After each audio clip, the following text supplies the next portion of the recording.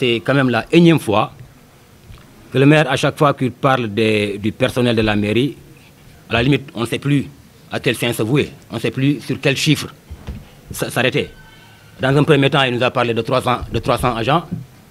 Quelque temps après, il nous a parlé de 500 agents. Avant-hier, il nous parle de 700 agents.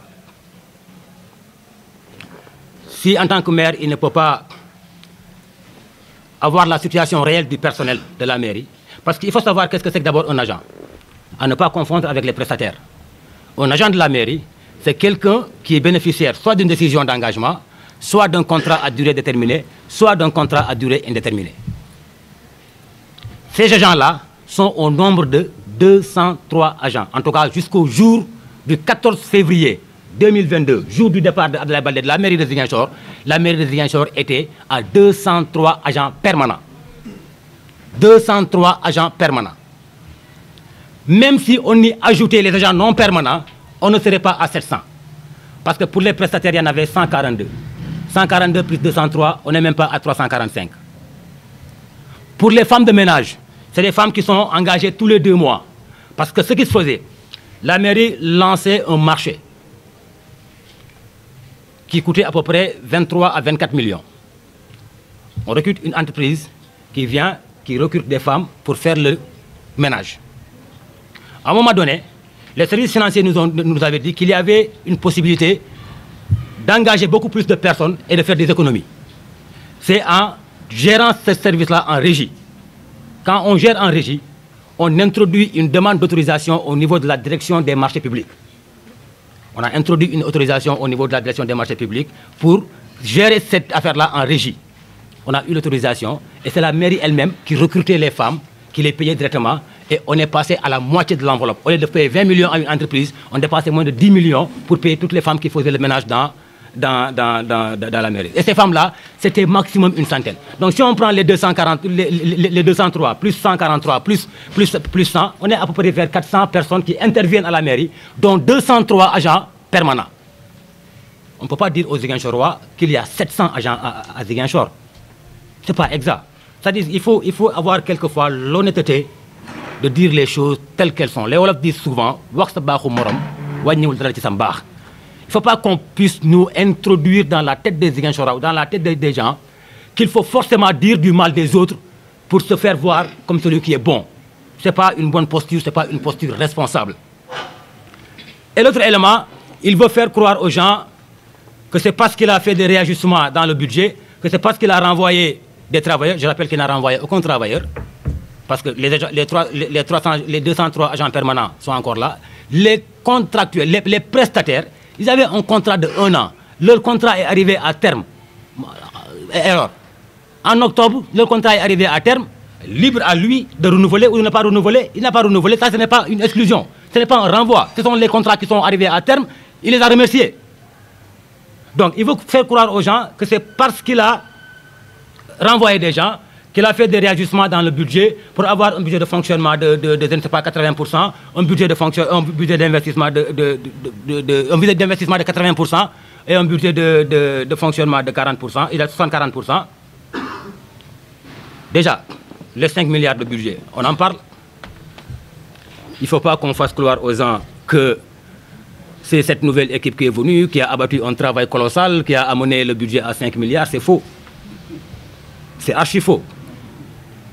Les 5 milliards, il y a 1,6 milliard des performances 2021 du PACASEN. Parce que dans le PACASEN, c'est des critères d'évaluation. Quand on fait des critères d'évaluation, quand on remplit les critères, il y a ce qu'on appelle les performances. Il y a une enveloppe qui vous est versée en fonction de ça. Les 1,6 milliard, c'est les performances que la mairie de Ziguinchor a réalisées dans le cadre du PACASEN en 2021. Donc quand je dis 2021, ça veut dire que c'était l'ancienne équipe. Les plus de 600 autres millions, c'est le report de crédit du PACASEN 2022. Parce que quand ils sont venus en 2022, le PACASEN avait une enveloppe financière de 1,90 milliard.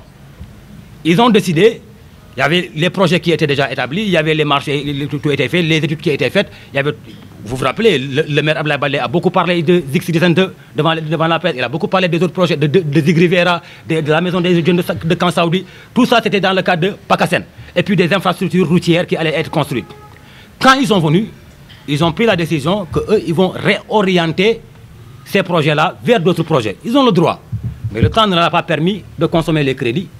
Ils font un report dans le budget 2023, c'est plus de 600 millions. Donc vous prenez 2,6 milliards pour les performances 2021, vous prenez 600 millions pour les reports de 2022, vous êtes à plus de 2,1 milliards, 2,3 milliards.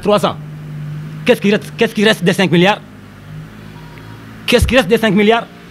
Donc on veut faire croire aux gens que oui, c'est un travail acharné que l'équipe actuelle a fait pour arriver à 5 milliards. Il n'y a pas un génie qui peut faire passer un budget de 2 milliards à 5 milliards en un an. Soit le budget n'est pas sincère, soit on est dans autre chose. Mais c'est parce qu'il y a un travail qui a été fait en amont qui a permis aujourd'hui d'arriver à un certain niveau. Et même, maintenant, si on enlève les 2 milliards 100, qu'il reste les 3 milliards et quelques, il faudrait attendre que le budget soit approuvé. Le préfet n'a encore rien dit. Est-ce qu'il va considérer que ces prévisions-là sont sincères? On n'en sait rien. Est-ce qu'il va considérer qu'elles ne sont pas sincères? On n'en sait rien.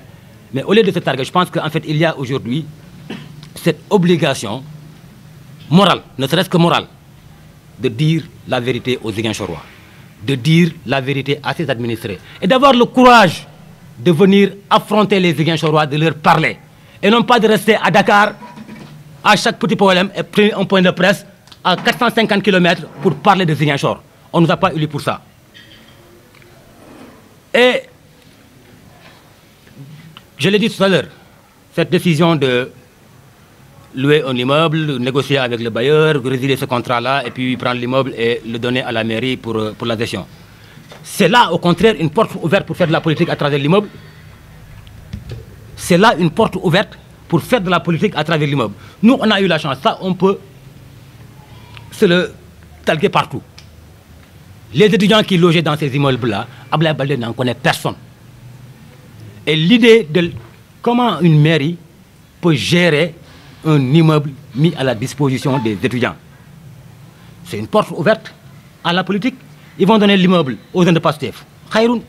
Mais qu'ils ne disent pas aux gens, écoutez, si politiquement on va arrêter ça, on va amener quelqu'un, mais c'est nous-mêmes qui allons gérer. Ils vont gérer ça pour qui? Pour le compte de qui? Il faut qu'on se respecte. Et pour terminer, je voudrais très sincèrement, au nom de tous les camarades ici présents, regretter l'agression perpétrée contre le président du mouvement des élèves et étudiants pour le développement de Ziguinchor. C'est inadmissible. C'est incompréhensible que dans un pays démocratique, que dans une région où les gens ont la liberté d'expression, que des gens, parce qu'ils ne sont pas d'accord avec quelqu'un, qu'ils se fassent agresser. Je pense que les autorités devraient prendre toutes leurs responsabilités pour que ce genre de pratique cesse. Parce que Ziguinchor gi nak sama gaay fi ken momul ken, on n'obligera personne à avoir les mêmes façons de voir que vous. On n'obligera personne à avoir vos convictions. Chacun est libre de faire ce que bon lui semble dans le respect des uns et des autres. Ou quand on n'est pas d'accord avec quelqu'un, on le tabasse, ça devient grave. Ziguinchor ne mérite pas ça. Ziguinchor a traversé des périodes très difficiles. Il ne faut pas que les gens encore jouent à nous replonger dans des contentieux, dans des crises sans précédent. Qu'ils arrêtent. Nous sommes nés à Ziguinchor, nous avons grandi à Ziguinchor. Ken mënuñ fi xoxatal